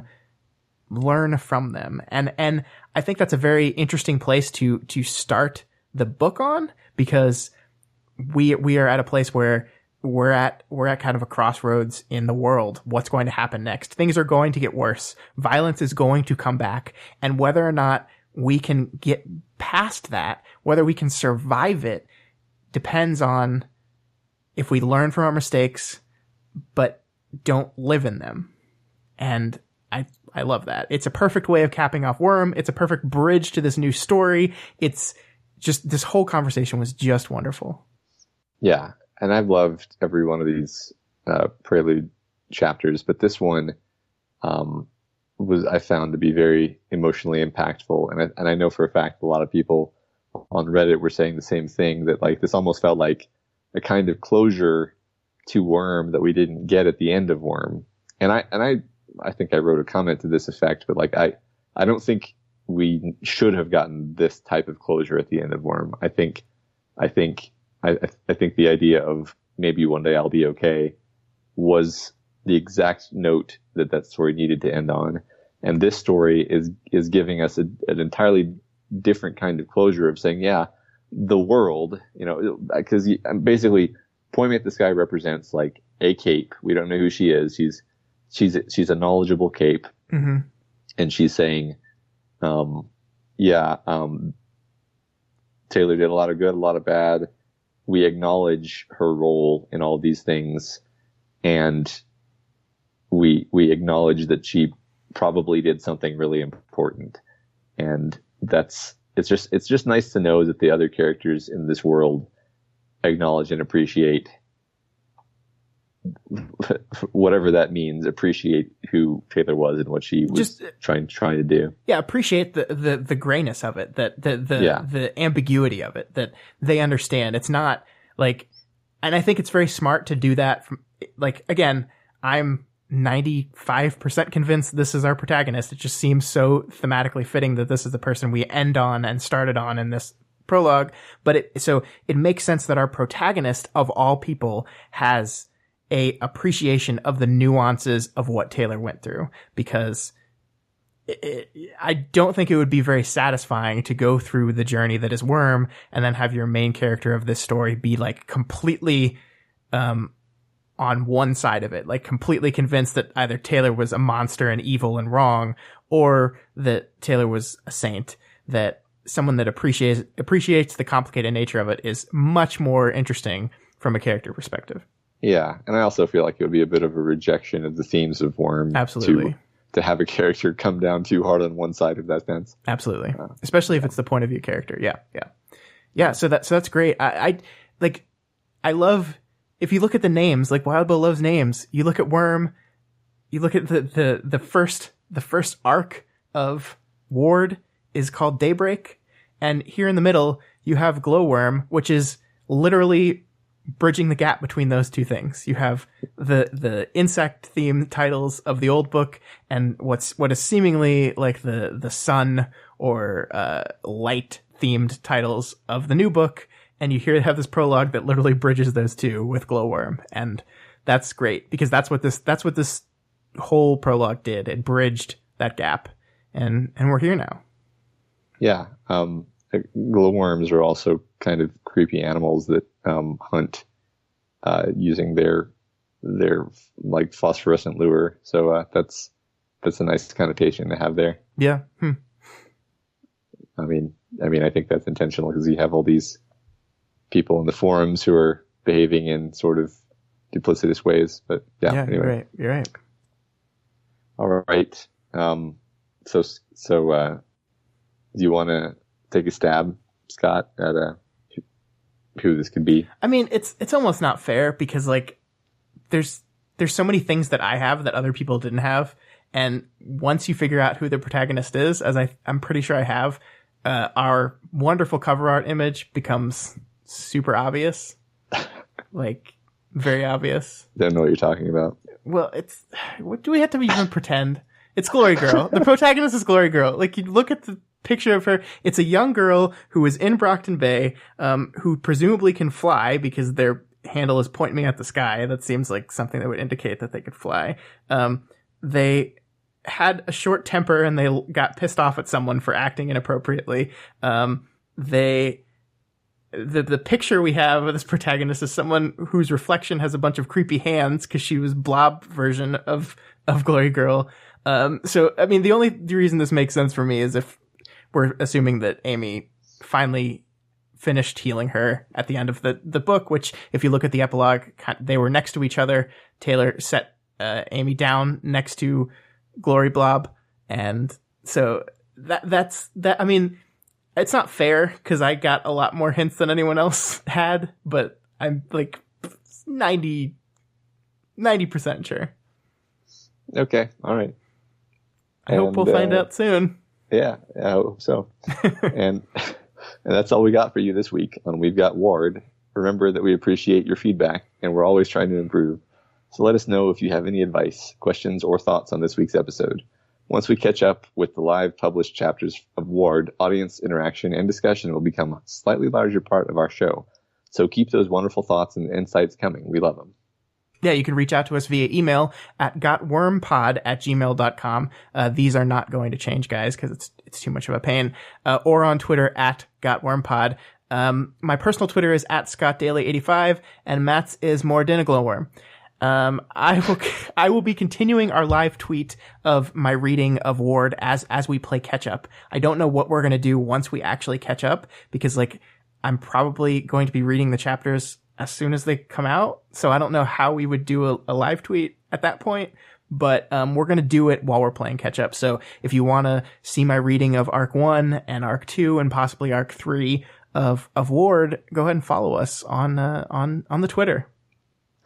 Yeah, and if you're not already subscribed to We've Got Ward, we strongly recommend you do so and never miss an episode. You can find us on iTunes, Stitcher, YouTube, Google Play, and pretty much anywhere else in the world you can listen to podcasts, although whether it'll be called We've Got Ward or We've Got Worm depends on platform. Yeah. We'll figure it out. We've changed the name on our central hosting platform.